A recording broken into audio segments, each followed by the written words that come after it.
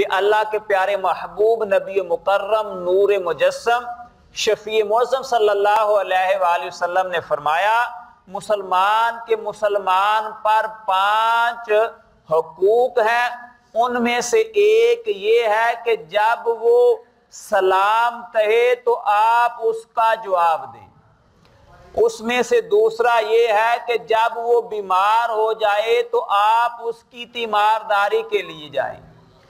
تیسرے نمبر پر یہ ہے کہ جب وہ فوت ہو جائے کوئی مسلمان تو آپ اس کے جنازے کے ساتھ جائیں۔ سمجھ آ رہی ہے جی؟ اور ان میں سے چوتھے نمبر پر کیا ہے کہ جب تمہاری کوئی دعوت کرے مسلمان تو پھر تم اس کی دعوت کو قبول فرماؤ۔ اور 5ویں نمبر پر یہ ہے کہ جب کوئی چھینک مارے تو تم نے اس کی چھینک کا جواب دینا ہے، تو جواب دینا اور چھینک مارنے والے نے کیا کہنا ہے وہ میں نے آپ کو بتایا کہ جب کسی کو چھینک آئے تو وہ کہے الحمدللہ، اور سننے والا کہے یرحمک اللہ، پھر چھینک مارنے والا کہے یہدیکم اللہ۔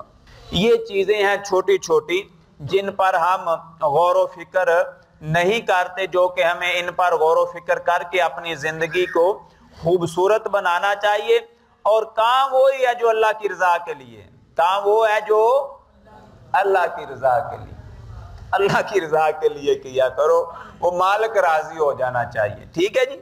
برادران اسلام، اصل میں چونکہ کسی بندے کو بھی جس بات کا پتہ چل جاتا ہے اس کے لیے وہ واضح ہو جاتی ہے نا، پھر وہ اس سے آگے پیچھے نہیں ہوتا۔ اسی طرح جب میں نے مطالعہ کیا قرآن و سنت کا تو اس سے مجھے پتہ یہ چلا کہ سب سے اہم چیز جو ہے وہ حقوق العباد ہیں، بندوں کے حقوق، جو ہمارے ایک دوسرے پر حقوق ہیں جو ہم نے ایک دوسرے کے لیے کرنا ہے، وہ ضروری ہے۔